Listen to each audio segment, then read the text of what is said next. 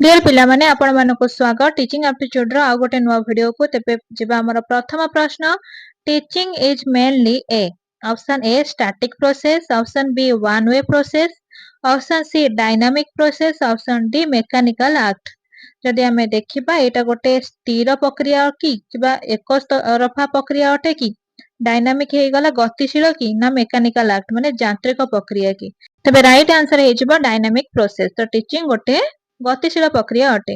Next question teaching context refers to option A only syllabus option B classroom environment and background factors option C teachers salary option D examination pattern जदि हमें context देखिबा education teaching context कहले कोन बुझा जाय ताहाको ताले हमें कहिबा संदर्भ बा परिस्थिति सेटा सोशल हो एनवायरनमेंट हो किछि भी तो एठी राइट आंसर कोन हे जिवो classroom environment and background factors context next question the process accept of teaching includes process माने कोन प्रक्रिया ताले ऑप्शन ए कहै छै फाइनल एग्जाम रिजल्ट तापरे option B teaching strategy and method option C social building option D government policy तबे प्रक्रिया कोन education रे process जति कहबा तबे ताहा कोन परीक्षा शेष रे जो रिजल्ट मिलुची सेटा ना स्कूल रो बिल्डिंग ना हमर सरकारी शिक्षा नीति तेणु राइट आंसर जो टीचिंग स्ट्रेटजी एंड मेथड को बुझाए प्रोसेस कौन आमे प्रक्रिया व्यवहार करिचे शिक्षाटे को बुझिबा पई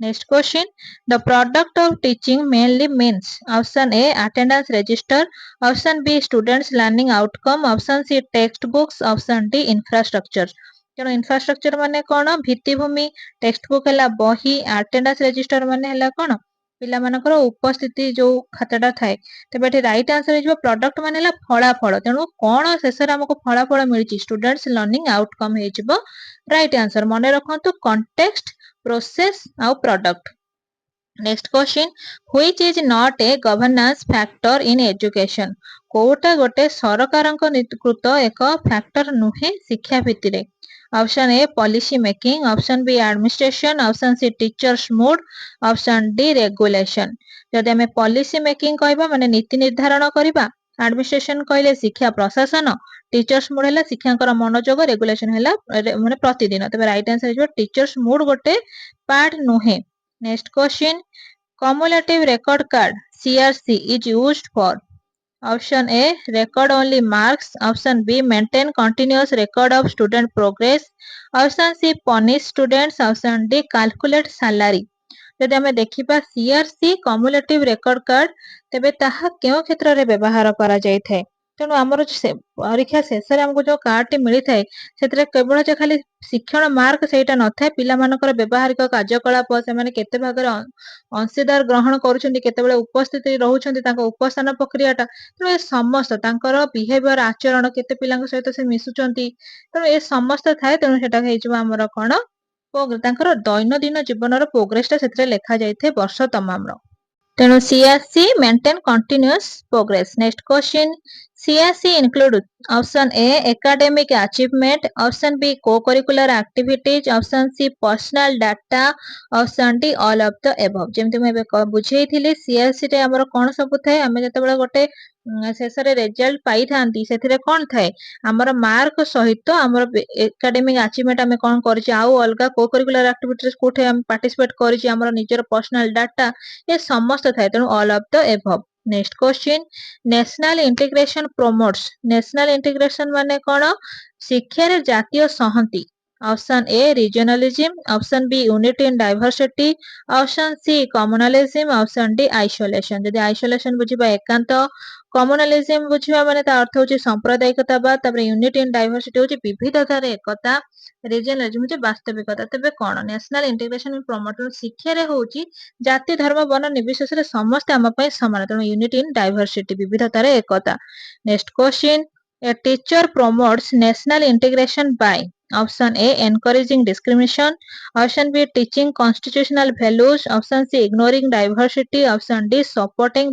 bias तो कौन है जिवो जदि हमें गोटे शिक्षक को देखिबा तेबे साहा कौन प्रमोट करि थाए हमर शिक्षा रे जातीय संहति कहिले हमर संवैधानिक जो वैल्यू रही छि ताकू से रेस्पेक्ट करे थे तो टीचिंग कॉन्स्टिट्यूशनल वैल्यूज जिबा परवर्ती प्रश्न behavioural theory of learning is associated with ଆମର ବ୍ୟବହାରିକ ପ୍ରକ୍ରିୟା ଯୋଉ ରହିଛି ପିଲାମାନଙ୍କର ତାହା କାହା ସହିତ ସମ୍ପର୍କ ସ୍ଥାପନା କରିଥାଏ। ଅପସନ୍ ଏ ଇନସାଇଟ୍ ସେମାନଙ୍କର ଅନ୍ତର୍ଦୃଷ୍ଟି, ଅପସନ୍ ବି କଣ୍ଡିସନିଂ ସେମାନଙ୍କର ଅନୁବନ୍ଧନ ପ୍ରକ୍ରିୟା, ଅପସନ୍ ସି କ୍ରିଏଟିଭିଟି ସୃଜନାତ୍ମକ ପ୍ରକ୍ରିୟା, ନା ଅପସନ୍ ଡି ରିଫ୍ଲେକ୍ସନ ତାଙ୍କର ବ୍ୟବହାରର ବଡ ଲୋକମାନଙ୍କୁ ଯାହା ଦେଖିଥାନ୍ତି ସେଇଭଳିଆ କାମ ସେମାନେ କରିଥାନ୍ତି ରିଫ୍ଲେକ୍ସନ। ତ ଏଟା କଣ ହେଇଯିବ କଣ୍ଡିସନିଂ ସେମାନଙ୍କର ଅନୁବନ୍ଧନ ପ୍ରକ୍ରିୟାକୁ ଡିପେଣ୍ଡ କରିଥାଏ। Next question behavioural objective were given by behaviour object କହିଲେ ଆମେ କଣ ବୁଝିଥାନ୍ତି ତେଣୁ ଆମେ ତାକୁ କହିବା ବ୍ୟବହାରିକ ଉଦ୍ଦେଶ୍ୟ। ତେଣୁ ବ୍ୟବହାରିକ ଉଦ୍ଦେଶ୍ୟ କାହା ଦ୍ୱାରା ପ୍ରତିଷ୍ଠିତ ହୋଇଥିଲା option A Freud, option B Skinner, option C ପିଆଜେ, ଅପସନ୍ ଡି କୋଲର। ତେଣୁ ବିହେଭିୟରାଲ ଅବଜେକ୍ଟ ଯଦି ଆମେ ଲକ୍ଷ୍ୟ କରିବା ତ ରାଇଟ୍ ଆନ୍ସର ଏଠି କଣ ହେଇଯିବ behavioural object were given by whom right answer है स्किनर। तेणु बिहेवियर ऑब्जेक्ट मन रखु स्किनर। जी next question micro teaching focuses on option A whole syllabus, option B one teaching skill, option C national policy, option D evaluation system. जदि आमे देखिबा micro teaching पूर्ववर्ती video में मते बुझेइथिली तेणु एटा होची एपरि एक शिक्षण जहाँ अल्प समय मध्यरे कोनोसी एक निर्दिष्ट दक्षता को नै ता उपरे आलोचना बा तर्क होइते एवं फलाफलटी पिलाटी निजर बिहेवियर रे प्रकाश करिथाय। तो এটা কোন ହେଇଯିବ वन टीचिंग स्किल गोटे दक्षता ही अल्प समय मध्य शिखा जाइथाय। Next question micro teaching cycle includes option A plan, teach, feedback, replan, option B teach, test, leave, option C lecture only, option D exam only. तो माइक्रो टीचिंग रो प्रक्रियाटा कोन साइकिलिंग प्रक्रिया कोन किछि गोटे जिनिस शिखेबा तापर परीक्षा करबा तापर छाडी देबा ना केवल खाली शिक्षा दबा ना केवल परीक्षा करबा ना प्रथमे प्लान करबा तापर शिखेबा तापर तार फलाफल देखिबा तापर रिप्लान करबा जदि किछि भूल था रेमेडियल पे प्लान करबा। तो right answer is option A. Next question macro teaching refers to option A short practice lesson, option B real classroom teaching, option C laboratory teaching only, option D one skill practice. तेणु one skill practice तो micro हो macro हेनी laboratory teaching हो only लगी तो हेनी। Option A है short practice classroom तेणु शॉर्ट माने तो माइक्रो को पड़ेबो। तो राइट आंसर ये कौन हो ऑप्शन बी प्रकृत रे क्लासरूम रे जो शिक्षाटा दिया ताको कह जाए macro teaching. Next question team teaching means what option A one teacher teaching many classes, option B two or more teachers teaching together, option C students teaching, option D online teaching. साधारणतः प्राथमिक विद्यालय मानकरे गोटे श्रेणी रे बहुत श्रेणी रो पिला माने थांती गोटे क्लासरूम भितरे तो सेठी 2 रु 3 जण टीचर एका संगे पाठ पढ़ाई थांती तो सेते बेले हिजबो कोन गोटे टीम वर्क हेजिबो सेटा कि शिक्षक मानक मध्य रे हेइथे two or more teacher teaching together. Next question team teaching improves option A isolation, option B cooperation, option C confusion, option D competition. जदि हम गोटे देखिबा दलगत शिक्षण तेबे ताहा कोन उन्नति करिथाय ऑप्शन ए हैला आइसोलेशन माने एकांत रहिबा शिखाई थाए ना ऑप्शन बी कोऑपरेशन कोऑपरेशन माने सहभागिता सहयोगिता, ऑप्शन सी हैला कंफ्यूजन द्वंद्व, ऑप्शन डी कंपटीशन माने गोटे प्रतियोगिता भित्तिक मनोभाव। तो राइट आंसर हेजिबो टीम वर्क कुहा जाय जतबेले सेटा कोऑपरेशन को बुझाय सहयोगिता भाबरे गोटे टीम वर्क चली थाए। Next question collaborative teaching mainly involves option A teacher alone, option B student teacher partnership, option C only principal, option D government. तेणु प्रथमे बुझिबा कोलैबोरेटिव माने कोन दुई जण जतबेले मिलित होई कोनोसी काम करिथांती ताको कुहा जाय कोलैबोरेटिव। तेबे ए टीचिंग रे शिक्षादान प्रक्रिया रे कोलैबोरेटिव माने कोन एथि केवल जे शिक्षक किबा शिक्षार्थी हेबनी उभय शिक्षक एवं शिक्षार्थी मध्य रे गोटे परिवेश सृष्टि होई थाए। Next question governance in education ensures option A chaos, option B quality and accountability, option C no supervision, option D personal rule. सरकारंकर शिक्षा क्षेत्र रे कोन रहिछि सरकारंकर उद्देश्य कोन रहिछि शिक्षा क्षेत्र रे chaos माने हला अराजकता रहिछि ना क्वालिटी एंड अकाउंट हला गुणवत्ता, नो सुपरविजन माने पर्यवेक्षण से करंतिनी, पर्सनल तांकर निर्दिष्ट व्यक्तिगत रूल रहिछि। तो राइट आंसर हेजिबो क्वालिटी एंड अकाउंटेबिलिटी अर्थात सरकार मध्य शिक्षार गुणवत्ता उपरे नजर रखिछन्ति तेणु से एन्श्योर करंती केमति शिक्षाटा उन्नत मानर हेई परिबो। जिबा परवर्ती प्रश्न which is a context factor option A socio economic background, option B final result, option C report card, option D certificate. तेणु कॉन्टेक्स्ट कथा कहिथिले म कहिछि एनवायरनमेंट को बुझाई थाए एनवायरमेंट बा परिस्थिति भित्तिभूमि समस्त जिनिस हमर जिवो कॉन्टेक्स्ट रे तबे ए ऑप्शन गुडी को मध्यरु कोउठी राइट आंसर हे जिवो सोशियो इकोनॉमिक बैकग्राउंड बैकग्राउंड गोटे होउची कोन फैक्ट कॉन्टेक्स्ट कदी बुझेबो तण कॉन्टेक्स्ट गोटे factor next question behavioural theory emphasises option A internal feelings option B observable behaviour option C dreams option D institution तबे कोन हे जिवो गोटे बिहेवियर तांकर क्रियात्मक थ्योरी प्रक्रिया जदि गोटे पिलार देखिबा थ्योरीटा कोन बुझाई थाए तांकर इंटरनल फीलिंग तांकर अंतर्गत भावना कोन रहिछि तांकर देखा शिखा दुनिया से कोन सब शिखुचंदी बा स्वप्न ना इंस्टीट्यूशन अंतर्निहित भावना तो राइट आंसर कौन हो क्रियात्मक कथा जो कही तो पिला माने जहाँ देखते से भाया आचरण से बहुत अनुकरण करते बिहेवियर राइट आंसर हो ऑब्जर्वेबल बिहेवियर जहाँ देखते ताहा करती शिखती next question reinforcement is related to option A insight theory option B behavioural theory option C psychoanalysis option D humanism जदि रेनफोर्समेंट कहबा मानकर गोटे पिलाटी हारी जाउछि ताको आमे किछ गोटे पोषण दवा मूल्यबोध भित्तिक कथा कहबा जा फरे से ताको सुदृढीकरण करि परिबो बा मनोबलटाको से आउ कमेइबा नाही ताको दृढ़ करिवो त सेटा कोन कुहा जाय बिहेवियरल थ्योरी तार क्रियात्मक कार्यकलाप रे देखा जाय थाए next question micro teaching was developed at option A Oxford University option B Stanford University option C Delhi University option D IGNOU तेबे माइक्रो टीचिंग जदि देखिबा तेबे ताहा केउठारे डेवलप करा जायथिला राइट आंसर हमर एठी कोन हे जिवो ऑक्सफोर्ड यूनिवर्सिटी रे ना स्टैनफोर्ड यूनिवर्सिटी ना दिल्ली यूनिवर्सिटी ना इग्नो रे तो राइट आंसर हे जिवो micro teaching was developed eight Stanford university next question The main aim of team teaching is option A reduce workload only, improve instructional quality, option C encourage holidays, option D replace teachers.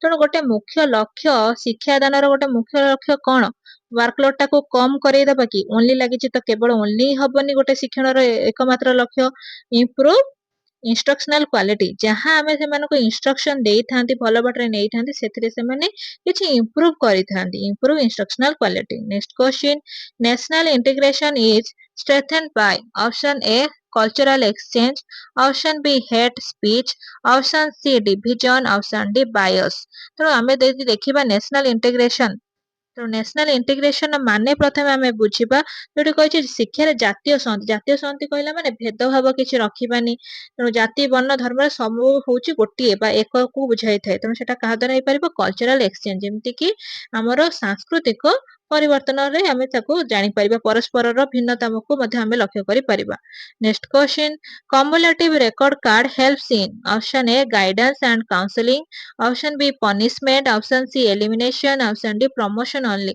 आमे शेष रे जो गोटे cumulative record card आमे शेष रे वर्ष शेष रे बा फलाफलटी आमे पाई थांती सेटा कोन रे सहाय्य करि थाए राइट आंसर कोन हे छिबो गाइडेंस करिया पे आमे कोन क्षेत्र रे कम अछि हमर बिहेवियर रे केमते चेंजेस आसीबो त समस्त क्षेत्र रे काउंसलिंग पई और गाइडेंस पई next question process of teaching involves interaction between तेणु शिक्षादानटा काहा सहित संपर्कित होइथाय काहा काहा मध्यरे संपर्क स्थापना करिथाय टीचर एंड बुक शिक्षक एक बही एवं टीचर एंड स्टूडेंट शिक्षक एवं शिक्षार्थी option C student and building तेणु शिक्षार्थी एवं गृह option D principal and clerk principal एवं क्लर्क सहित तो राइट आंसर कोन हे छिबो process of teaching involves interaction between teacher and student तेणु शिक्षक एवं शिक्षार्थी next question product of teaching can be measured by product माने कोन फलाफल शेष रे हम शिक्षादानर फलाफलटा हमको कोन मिलिछि ताहाको हमें किपरि आकलन करि परिबा option A learning outcomes option B teacher attendance option C building size option D fees पैसा रे तो लागिबनी बिल्डिंग साइज हमर किछि आदर आवश्यकता नाही टीचर अटेंडेंस रे बधा किछि आवश्यकता नाही तण होछि लर्निंग आउटकम्स से केते सिखिले तांकर आउटकम कोन बाहरिला इवैल्यूएशन रे हम जणा पड़ि जो हम शिक्षादानर फलाफलटा कोन होइछि next question collaborative teaching encourages collaborative माने कोन कहिथिले मिलित भाबरे जो शिक्षाटा दिया जायथे ताहा कोन को उत्साहित करिथाय option A passive learning option B active participation option C isolation option D memorisation only memorisation माने मने रखिबा आइसोलेशन माने एकांत रहि जिबा एक्टिव पार्टिसिपेशन माने समस्त हमें सक्रिय भाव में अंशग्रहण करें पैसिव लर्निंग माने हमें परोक्ष भाव में शिखा तो राइट आंसर हो कोन एक्टिव पार्टिसिपेशन जो दुई जन मिलकी करती तो 2 जण जाक सक्रिय थांती। Next question, governance factor includes option A educational policies like national council of educational research and training guidelines, option B student gossipy, option C weather, option D none. तेणु जदि आम सरकार देखा फैक्टर कौन रही शिक्षा क्षेत्र में तो सेटा कौन हो educational policies like national council of educational research and training guideline. तेणु से समस्त शिक्षक मान प्रशिक्षण क्षेत्र में शिक्षार्थी मान प्रशिक्षण क्षेत्र में ऑनलाइन शिक्षा समस्त क्षेत्र। Next question, promotion of national integration is supported by the values in the Constitution of India, option A true, option B false, option C neither true nor false, option D none of this. जदि आम प्रश्न T बुझा कही जातीय संहति support करिथाए संविधान अर्थटाक मूल्यटा support करिथाए, एटा सत ना मिछ। तेणु एटा ही एक आम सब कही आमर जातीय संहति कौन कहे विविधतार एकता, तेणु true. Next question, teaching is considered effective when, option A teacher talks more, option B students achieve objectives, option C class is silent, option D homework is given. कही आमे सेतबळे गोटे श्रेणी माने शिक्षादानटा को आमे इफेक्टिव भाबिबा। इफेक्टिव रो अर्थ हेउछि कार्यकारिता फलप्रद केते हेछि हम शिक्षादानटा। जेतळे शिक्षक अधिक कथा कहंती ना क्लास टा तले साइलेंट हे जाय, जेतळे आमे गृह कार्य देई दियंती तो राइट आंसर कोन हे स्टूडेंट्स अचीव ऑब्जेक्ट। जेतळे शिक्षार्थी माने केते मात्रा सेटा ग्रहण करछन्ती आमे तले इवैल्यूएशन करबा सेत्र जानि परिबा केते जण प्रकृତରେ पाठटा सुनुथिले, केते जण प्रकृତରେ बुझी पारिले, केते जण आदम बुझी पाइलेनी। तो सेथुर आमे जानि परिबा जे हमर शिक्षादानटा केते मात्रा रे सफल हेई परिछि वा फलप्रद हेई परिछि। वर्तमान जिबा परवर्ती प्रश्न, context of teaching mainly influences, option A learning environment, option B teachers dress, option C school timing only, option D textbook price। तेणु context of teaching mainly influences मु कही जे context रो जेतेबेले वर्ड टी आसीबो आमे सब बेले मुंड भितर को नै आसीबा गोटे बैकग्राउंड, गोटे परिस्थिति, गोटे स्थान, ए सब जिनिस मुंड को आनिबा। तेणु एगुडा सब हमर प्रीवियस ईयर रो क्वेश्चन, तो एठी राइट आंसर हे जिवो लर्निंग एनवायरनमेंट। एनवायरनमेंट अछि माने सेटा कॉन्टेक्स्ट को ही जिवो। Next question, which is a process variable in teaching, कोटा गोटे प्रक्रिया जहा चेंजेस हेई पारुथिबो, विभिन्न प्रकार रो हेई पारुथिबो। Option A method of teaching, option B students caste, option C school building, option D government fund. Government fund केबे एक्सचेंज माने वेरिएशन बारंबार हुए नि, स्कूल बिल्डिंग और सबले चेंज होउथिबो कि, पिलांकर कास्ट कोन बदलुथिबो कि, किंतु कोन बदली परिबो मेथड ऑफ टीचिंग, शिक्षार प्रक्रिया बा शैलीटा बदली परिबो, तेणु method of teaching. Next question, the product variable is closely related to, देखो एठी आसी गला वर्ड प्रोडक्ट। प्रोडक्ट माने कोन फलाफल बा रिजल्ट को बुझाई थाए। तेणु option A behavioural changes in student, option B staff meeting, option C infrastructure, option D mid day meal. Mid day meal होउछ हमर एमडीएम जहा खाइतांती, इंफ्रास्ट्रक्चर हला भित्तिभूमि, स्टाफ मीटिंग सहित कोनोसी प्रोडक्ट रो रिलेशन नाही, तो रिलेशन अछि काहा सहित बिहेवियरल चेंजेस इन स्टूडेंट। आमे जहा शिक्षादान करिसे ताहा पिलार व्यवहार रे ही देखा जाय थाए, तेणु behavioural change in student. Next question, governance factor in education ensures, option A discipline and quality control, option B teacher favouritism, option C student bias, option D no evaluation. तेणु सरकारंकर शिक्षा क्षेत्र में कौन से सियोरिटी आनिछंती बा शर्तमूलक भाव में आनिछंती डिसिप्लिन एंड क्वालिटी कंट्रोल। तेणु शिक्षाटा एपरि हेबा आवश्यक, गोटे शृंखलित उपाय रे हेतिबो एवं गोटे गुणवत्ता थिबा आवश्यक, सेथिरे से कंट्रोल आनिछन, एमति अराजकता नुहे। तेणु discipline and quality control. Next question, cumulative record card is helpful for, तेणु सीआरसी कार्ड जोटा हमको वर्ष शेष में मिली थाए सेटा कोन, ऑप्शन ए होलिस्टिक इवैल्यूएशन, ना ओनली एनुअल एग्जाम, ना only C attendance only, option D salary increment. तो सैलरी इंक्रीमेंट तो सेतरा आदम आसीबा नाही, अटेंडेंस ओनली तो हेटी उपस्थितता मध्ये थाए, उपस्थान केते रहिछि, ओनली एनुअल एग्जाम केवल ओनली तो हबन। तो राइट आंसर कोन हे जिवो होलिस्टिक इवैल्यूएशन, शिक्षण मार्क सहित हमर सहभागिता बा हमर करिकुलर एक्टिविटीज रे हम केते पार्टिसिपेट करूचे, हम केते दिन उपस्थान रहिचे, ए समस्त आसी परिबो। तो गोटे मोटा मोटी भाव रे जदि देखिबा गोटे होलिस्टिक इवैल्यूएशन कहिले अत्युक्ति हेबो नाही। वर्तमान जिबा परवर्ती प्रश्न, CRC contains information about, option A health record, option B academic performance, option D social behavior, option D all of these। ଏବେ କହିଥିଲି CRC ଟା କଣ ଥାଏ? CRC ଯୋଉ ଆମର କାର୍ଡ ପାଇଥାନ୍ତି ରେଜଲ୍ଟ କାର୍ଡ ସେଥିରେ ସବୁ କଣ ଥାଏ? ହେଲ୍ଥ ରେକର୍ଡ ମଧ୍ୟ ଅଛି, ଆମେ କେତେ ଦିନ ସୁସ୍ଥ ରହୁଛେ, କେତେ ଦିନ ବିଦ୍ୟାଳୟକୁ ଆସୁଛେ, ଏକାଡେମିକ ପରଫର୍ମାନ୍ସ ମଧ୍ୟ ରୁହେ, କେତେ ମାର୍କ ଆମେ ରଖିଲେ ଶେଷରେ, ସୋସିଆଲ ବିହେଭିୟର ଆମେ କେତେ ଭାଗରେ ସହଭାଗିତା ରହୁଛେ, ମିଶିକି ଖେଳୁଛେ ନା ନାହିଁ, ଏସବୁ ଜିନିଷ ଥାଏ। ତେଣୁ ରାଇଟ ଆନ୍ସର ହେଇଯିବ all of these. Next question, national integration in classroom can be promoted by. ଜାତୀୟ ସଂହତି ଯଦି ଆମେ ବିଦ୍ୟାଳୟ ଶ୍ରେଣୀ ଗୃହରେ ଦେଖିବା ତେବେ ତାହା କାହାକୁ ପ୍ରମୋଟ କରିଥାଏ?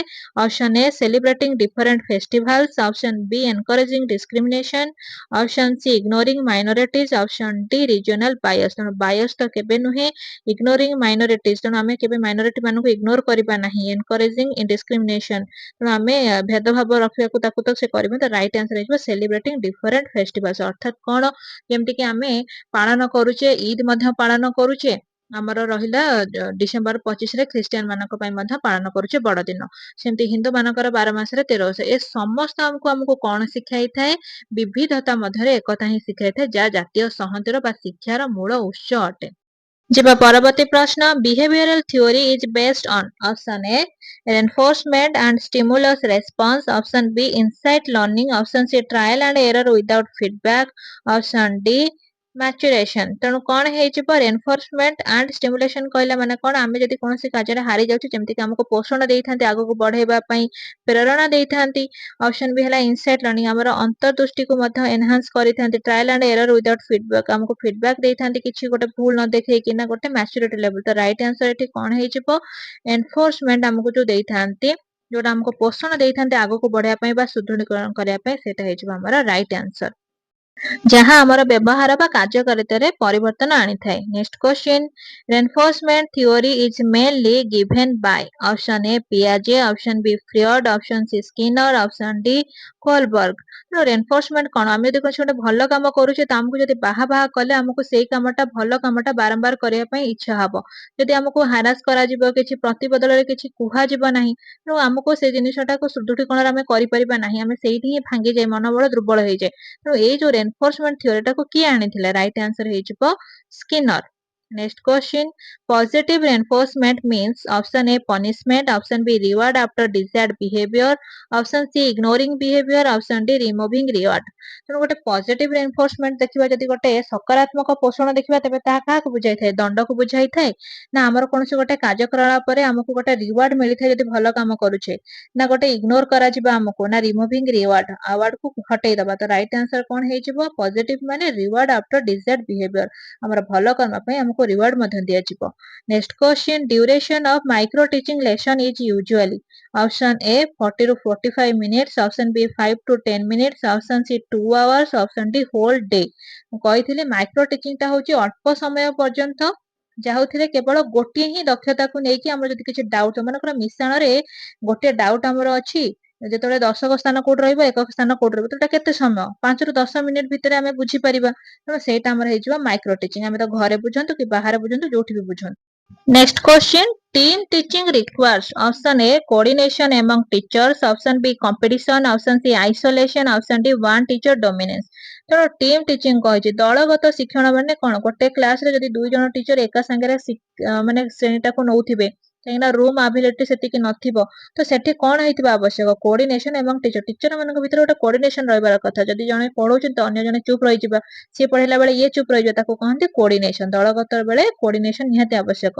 Next question, governance in Indian education system is guided Bai bodies like university grants commission, Yes or no? ତେଣୁ ଆମେ ସରକାରଙ୍କ ତରଫରୁ ଯଦି ଆମେ ଦେଖିବା, ଯେ ସବୁ ଶିକ୍ଷଣ ବ୍ୟବସ୍ଥାରେ ଯୋଉ ସବୁ ଲାଗୁ କରାଯାଏ ନିୟମ, ଆଇନ କାନୁନ, ଏଜୁକେସନ ସିଷ୍ଟମ ଗାଇଡେଡ, ତାର ବଡି ଗୁଡିକ, ୟୁନିଭର୍ସିଟି ଗ୍ରାଣ୍ଟ କମିଶନ ଗୋଟେ ପାର୍ଟ କି ନୁହେଁ ତାର ଗୋଟେ ବଡି? ୟେସ୍ ଅର୍ ନୋ? ଏଟା କଣ ହେଇଯିବ? ୟୁନିଭର୍ସିଟି ଅଛି ମାନେ ଏଟା ତ ବିଶ୍ୱବିଦ୍ୟାଳୟକୁ ବୁଝଉଛି, ତେଣୁ ଏଟା ଡେଫିନାଇଟଲି ହେଇଯିବ ୟେସ୍। ତେଣୁ ରାଇଟ ଆନ୍ସର ହେଇଯିବ yes. Next question, behavioural objectives are clear and vague, option B observable and measurable, option C emotional only, option D abstract. ତେଣୁ ବିହେଭିୟରାଲ ଅବଜେକ୍ଟ, ଆମର ଯଦି କ୍ରିୟାତ୍ମକ କାର୍ଯ୍ୟକଳାପର ଯଦି ଦେଖିବା ଆକ୍ଟିଭିଟିଜ, ତେଣୁ ଅବଧାରଣା, ତେବେ ତାହା କଣ ହେଇଥିବ?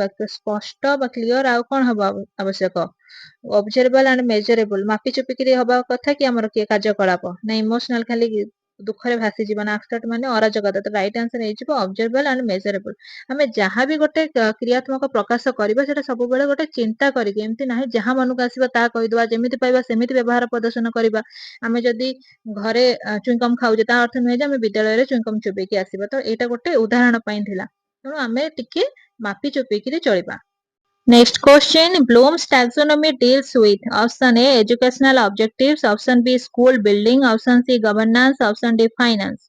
ତେଣୁ Bloom's taxonomy ଟା କାହା ସମ୍ପର୍କିତ ଅଟେ? ଏଜୁକେଶନାଲ ଅବଜେକ୍ଟିଭ୍ସ ମାନେ ଶିକ୍ଷାଗତ ଆମର ଯାହା ରହିଛି ଅବଜେକ୍ଟିଭ୍ସ, ତେଣୁ ଏଠି ଅବଜେକ୍ଟିଭ୍ସ ମାନେ କଣ? ଉଦ୍ଦେଶ୍ୟ, ଶିକ୍ଷାଗତ ଯାହା ଉଦ୍ଦେଶ୍ୟ ରହିଛି। ବି ହେଲା ସ୍କୁଲ ବିଲ୍ଡିଂ, ତେଣୁ ବିଦ୍ୟାଳୟର ବିଲ୍ଡିଂ ସହିତ କୌଣସି ସମ୍ପର୍କ ନାହିଁ। ଗଭର୍ଣ୍ଣର ସରକାର ସହିତ କୌଣସି ସମ୍ପର୍କ ନାହିଁ। ଫାଇନାନ୍ସ ର କିଛି ସମ୍ପର୍କ ନାହିଁ। ତେଣୁ ରାଇଟ୍ ଆନ୍ସର କଣ ହେଇଯିବ? ଏଜୁକେଶନାଲ ଅବଜେକ୍ଟିଭ, ଶିକ୍ଷଣ ଉଦ୍ଦେଶ୍ୟ। Next question, teaching process includes option A planning, option B education, option C evaluation, option D all of this. ତେଣୁ ଆମେ ଗୋଟେ ଶିକ୍ଷଣ ପ୍ରକ୍ରିୟା ଯଦି ଦେଖିବା ତା ଭିତରେ କଣ କଣ ସବୁ ସମ୍ପର୍କିତ ଥାଏ। ପ୍ଲାନିଂ କରିବା, ଶିକ୍ଷା ଅଧ୍ୟୟନ ପୂର୍ବରୁ ବା ଦବା ପୂର୍ବରୁ ଆମେ କିଛି ଗୋଟେ ପ୍ଲାନିଂ କଲେ ହିଁ ତ ଯାଇକି ସେଟା ଆମେ କଣ କରିବା? ଏକ୍ସିକ୍ୟୁଟ କରିପାରିବା। କେମିତି ଆମେ କଣ କଣ ସବୁ ନେଇପାରିବା ଦକ୍ଷତା, ତାକୁ ପାଇଁ କୋଉ କୌଶଳ ବ୍ୟବହାର କରିବା, ଶେଷରେ ଆମେ ଗୋଟେ ମୂଲ୍ୟାୟନ ପ୍ରକ୍ରିୟା ମଧ୍ୟ କରିବା। ତେଣୁ ଅଲ ଅଫ ଦିସ୍ ହେଇଯିବ right answer. Next question, a good governance system ensures option A transparency, option B accountability, option C quality, option D all of the above. ଗୋଟେ ଭଲ ସରକାର କଣ ସିଓରିଟି ଆଣେ? ଗୋଟେ ଭଲ ସରକାର କଣ ଗୋଟେ ଭଲ ଆଶ୍ୱାସନା ଦେଇଥାଏ ଶିକ୍ଷା କ୍ଷେତ୍ରରେ? ତ ଏଠି କଣ ହେଇଯିବ? କ୍ୱାଲିଟି ହେଇଯିବ ନା ଆକାଉଣ୍ଟେବିଲିଟି ହେଇଯିବ? ଆକାଉଣ୍ଟେବିଲିଟି ମାନେ ଗୁଣବତ୍ତା, କ୍ୱାଲିଟି ମଧ୍ୟ ସେଇ ଗୁଣ। ଟ୍ରାନ୍ସପରେଣ୍ଟ ର ସ୍ୱଚ୍ଛଳତା, ତେଣୁ ସମସ୍ତ ହେଇଯିବ ପଜିଟିଭ ୱେରେ, ତେଣୁ ଅଲ ଅଫ ଦ ଏଭବ। ଯିବା ପରବର୍ତ୍ତୀ ପ୍ରଶ୍ନ, behavioral modification is based on option A conditioning, option B insight, option C maturation, option D immersion only। ତେଣୁ ଓନ୍ଲି ଲାଗିଛି ତ ହବନି। ହଁ, ବିହେଭିୟରାଲ ମଡିଫିକେସନ ମାନେ କଣ? ଆମର କାର୍ଯ୍ୟକାରିତା ବା ବ୍ୟବହାରରେ ଯେଉଁ ପରିବର୍ତ୍ତନ ଦେଖାଯାଇଥାଏ ତାହା କାହା ଉପରେ ନିର୍ଭର କରେ? ଆମର ଅନ୍ତର୍ଦୃଷ୍ଟି ଉପରେ, ନା ଆମର ମ୍ୟାଚୁରିଟି ଲେଭେଲ ଉପରେ, ନା ଆମର କଣ୍ଡିସନିଂ ମାନେ ଆମର ପରିସ୍ଥିତି, ଆମର ପରିବେଶ ତା ଉପରେ ଡିପେଣ୍ଡ କରିଥାଏ। ତ ରାଇଟ୍ ଆନ୍ସର ହେଇଯିବ ଆମର କଣ୍ଡିସନିଂ, ଆମର ପରିସ୍ଥିତି କିପରି ଅଛି। Next question, micro teaching reduces option A complexity of teaching, option B learning, option C evaluation, option D discipline. ତେଣୁ ମାଇକ୍ରୋ ଟିଚିଂ ଯୋଉଟା କି ଅଳ୍ପ ସମୟ ପାଇଁ ଦିଆଯାଇଥାଏ ତାହା କଣ କମାଇଥାଏ? ଶିକ୍ଷଣ ପ୍ରକ୍ରିୟାଟାକୁ, ନା ମୂଲ୍ୟାୟନ ପ୍ରକ୍ରିୟାକୁ, ନା ଶୃଙ୍ଖଳାଟାକୁ କମେଇ ଦିଏ, ନା କମ୍ପ୍ଲେକ୍ସିଟି ଅଫ ଟିଚିଂ? ତେଣୁ ଗୁଡାଏ ଭିତରୁ ଗୋଟାଏ ଦକ୍ଷତାକୁ ସ୍ୱଳ୍ପ କରିଦେଇଥାଏ ବା ସାଂଖ୍ୟିକ କରିଦେଇଥାଏ। ତ ରାଇଟ୍ ଆନ୍ସର କଣ ହେଇଯିବ? Micro teaching reduces complexity of teaching. ତେଣୁ ତାହା ଗୋଟାଏ ଦକ୍ଷତାକୁ ହିଁ ଗୋଟାଏ ସମୟରେ ପରିପୂର୍ଣ୍ଣ କରିଥାଏ। Next question, in team teaching teacher share option A planning and responsibility, option B personal secret, option C salary, option D leave. ତେଣୁ ଗୋଟେ ଦଳଗତ ଶିକ୍ଷଣ ସମୟରେ ଯଦି ଉଭୟ ଟିଚର ସେମାନେ ପରସ୍ପର ଭିତରେ କଣ ସେୟାର କରିଥାନ୍ତି? ନିଜର କଣ ପର୍ସନାଲ ସିକ୍ରେଟ କୁ ସେୟାର କରିବେ, ନା ତାଙ୍କ ସାଲାରୀ କୁ ସେୟାର କରିବେ, ନା ସ୍କୁଲ ଛାଡିଦେବେ? ତ ରାଇଟ୍ ଆନ୍ସର ହେଇଯିବ ପ୍ଲାନିଂ ଆଣ୍ଡ ରେସ୍ପନ୍ସ। କେମିତି ଆମେ ପ୍ଲାନିଂ କଲେ ମୁଁ ପଢିଲା ବେଳେ ତୁମର କୌଣସି ପିଲା ଡିଷ୍ଟର୍ବ କରିବେନି, କି ତୁମର ପଢିଲା ବେଳେ ମୋ କ୍ଲାସ ର ସମସ୍ତ ପିଲା କେହି ଡିଷ୍ଟର୍ବ କରିବେ ନାହିଁ।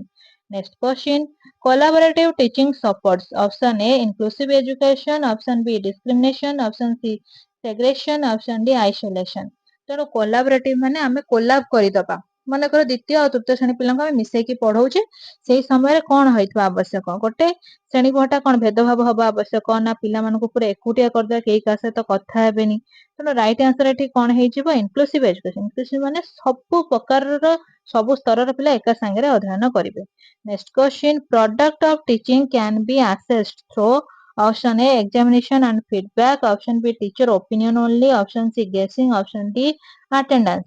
ତେଣୁ ପ୍ରଡକ୍ଟ ଅଫ ଟିଚିଂ, ଫଳାଫଳ, ଶିକ୍ଷଣର ଫଳାଫଳଟାକୁ ଯେତେବେଳେ ଆମେ ଆକଳନ କରିଥାନ୍ତି ସେଟା କେମିତି ଆକଳନ କରିବା?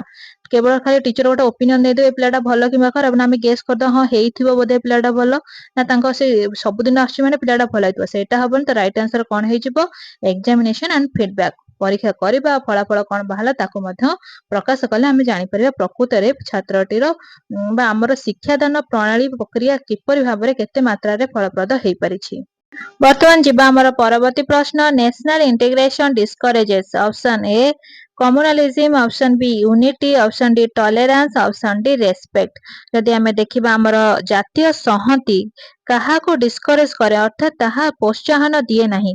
कम्युनालिज्म माने कोन? कम्युनालिज्म माने बुझिबा सांप्रदायिकतावाद ना यूनिटी माने एकता, टॉलरेंस माने होची धैर्यता ना रेस्पेक्ट हला सम्मान। तो कम्युनालिज्म होची सांप्रदायिकतावाद को गोटे उदाहरण दे बुझेले आपण माने बुझी परिबे।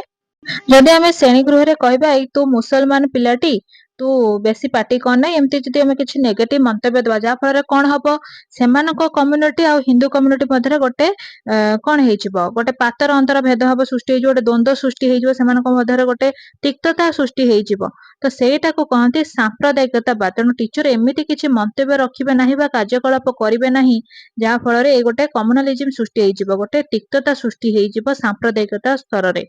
तेणु ये राइट आंसर है डिस्करेज क्या करे communalism. Next question effective teaching depends on गोटे फलप्रद शिक्षण कहा ऊपर डिपेंड करे।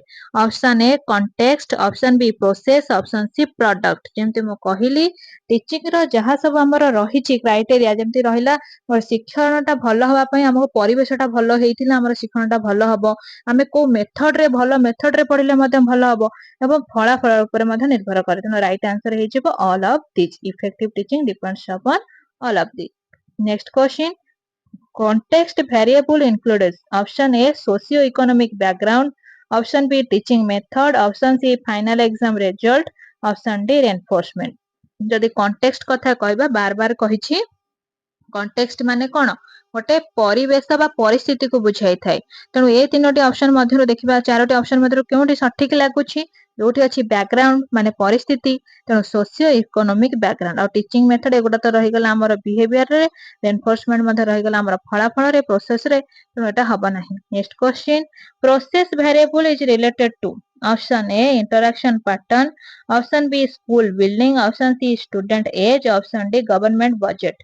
तेणु स्कूल बिल्डिंग रो सहित कोनोसी संपर्क नाही प्रोसेस रो, स्टूडेंट एज सहित कोनोसी संपर्क नाही, गवर्नमेंट बजेट ऊपर कोनोसी संपर्क नाही। तेणु संपर्क काहा सहित अछि प्रोसेस रो शिक्षा रे प्रोसेस टा होची इंटरैक्शन पैटर्न। आमे को भली भाबरे पिला मानक सहित हमर शिक्षादान प्रक्रिया टाको को भली भाबरे सेमानक पाखरे आमे पहुंचाई पारुचे। विभिन्न स्तर रे पिला अछंती समस्त को सेम मेथड रे सेम प्रोसेस रे पढाई हबनी काहा को उच्च स्तर रे पढिला पई काहा पई हमको मूल स्तर को जिवा को पड़िबो।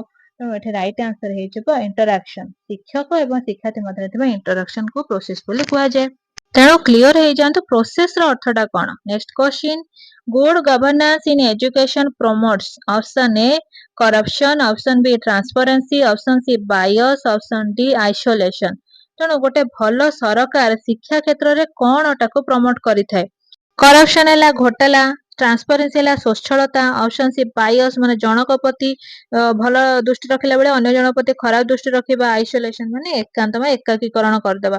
तो राइट आंसर हे जिवो स्वच्छलता। तेणु शिक्षा रे से स्वच्छलता रखि थाए। Next question cumulative record card is maintained for option A 1 month, option B 1 semester, option C whole school period, option D only exam time। तेणु सीआरसी वर्तमान जो हमको दिया जाउछि शेष रे कार्ड दिया जाउछि हमको एग्जाम परे सेतरे कोन सब थाए हमें जे लक्ष्य करिबा सेटा वर्ष तमाम रे हमें किपरि केते दिन उपस्थान रहिछे को कार्य रे मनोनिवेश करिछे केते जन सहभागिता सहयोगिता रहिछि ना नाही। तेणु होल स्कूल पीरियड हेजिबा राइट आंसर केवल गोटे दिन परीक्षा बा गोटे सेमिस्टर ए सब नुहे।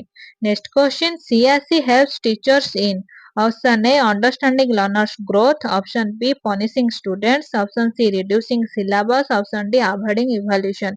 तेणु सीआरसी टीचर मानकु केउ क्षेत्र रे सहाय्य करिथाय शिक्षार्थी मानकु दंड देबारे ना तांको सिलेबस कमेई दबारे ना मूल्यांकन को टिके अवॉइड करि पारे ना अंडरस्टैंडिंग लर्नर्स ग्रोथ। तेणु एठी से माने बुझी पारिबे पिलाटी को आउ केउ क्षेत्र रे अधिक पोषण जोगाइले पिलाटी आगु को बढ़ी पारिबो। मानकर गणित रे मार्क टी कम रखिछि तेणु हमको गणित ऊपर अधिक दृष्टि निवेश रखिबा को पड़िबो। मानकर पिलाटी उपस्थान रहू नाही तेणु काहे कि न रहूछि तार कारण मध्ये हमको जानिबा को पड़िबो। तेणु ग्रोथ ऊपर ही डिपेंड करे। वर्तमान जिबा परवर्ती प्रश्न नेशनल इंटीग्रेशन एम्स एट। तेणु जातीय संहतिर लक्ष्य कौन। Option A unity among diversity, option B regional dominance, option C language conflict, option D religious division. ତେଣୁ ଜାତୀୟ ସଂହତି କ'ଣ ବୁଝାଇଥାଏ? କ'ଣ ଗୋଟେ ଆମର ଧର୍ମରେ କ'ଣ ଗୋଟେ ବିରୋଧ ଭାବ ଆଣିବ? ନା ସେ ଭାଷାରେ ଆଣିବ? ନା ଆମର ରିଜନାଲ ସେ ଡୋମିନାନ୍ସ କରିବ? ତ ରାଇଟ୍ ଆନ୍ସର ହେଇଯିବ ୟୁନିଟି ଏବଂ ଡାଇଭର୍ସିଟି। ବିବିଧତାରେ ଏକତା ହିଁ ଆଣିବ, ତାକୁ ହିଁ ତ କହନ୍ତି ଜାତୀୟ ସଂହତି। Next question, the fundamental duties in the constitution of India encourage. ତେଣୁ ଆମର କହିଛି option A national harmony, option B discrimination, option ଟି C regionalism, option D violence. ତେଣୁ ଫଣ୍ଡାମେଣ୍ଟାଲ ଡ୍ୟୁଟି ଆମର ମୌଳିକ କର୍ତ୍ତବ୍ୟ ଗୁଡିକ କ'ଣ କହିଛି, କାହାକୁ ଏନକରେଜ କରିବା ପାଇଁ କହିଛି? ରାଇଟ୍ ଆନ୍ସର କ'ଣ ହେଇଯିବ? National harmony. ନ୍ୟାସନାଲ ହାରମୋନି ହେଉଛି ଜାତୀୟ ସଦ୍ଭାବନାକୁ ସେ ପ୍ରୋତ୍ସାହିତ କରିଥାଏ। Next question, classical conditioning theory was propounded by. ଯଦି ଆମେ ଦେଖିବା ହେଉଛି କ୍ଲାସିକାଲ କ'ଣ ହେଉଛି କଣ୍ଡିସନିଂ ଥିଓରି, ଅନୁବନ୍ଧିତ ତତ୍ତ୍ୱ, ତେବେ ତାହାକୁ କିଏ ଆବିଷ୍କାର କରିଥିଲେ? ଯଦି କ୍ଲାସିକାଲ କଣ୍ଡିସନିଂ କଥା ପଚରାଯାଏ ତାକୁ କିଏ ପ୍ରପୋଣ୍ଡେଡ୍ ବାଇ ହେଉଛି କ'ଣ? ରାଇଟ୍ ଆନ୍ସର ହେଇଯିବ ପାଭଲଭ, ନା ସ୍କିନର, ନା ଥର୍ନଡାଇକ୍, ନା ବର୍ନର। ତ ରାଇଟ୍ ଆନ୍ସର କ'ଣ ହେଇଯିବ? Classical conditioning theory was propounded by Pavlov. Next question, the main focus of micro teaching is option A content mastery, option B skill development, option C full syllabus, ନା option D discipline। ଯଦି micro teaching କଥା ଆମେ ଦେଖିବା, ଯେଉଁଟାକି ଅଳ୍ପ ସମୟ ପାଇଁ 5 ରୁ 10 ମିନିଟ୍, ସେଥିରେ ଆମେ ଗୋଟିଏ ଦକ୍ଷତା ନେଇଥାନ୍ତି।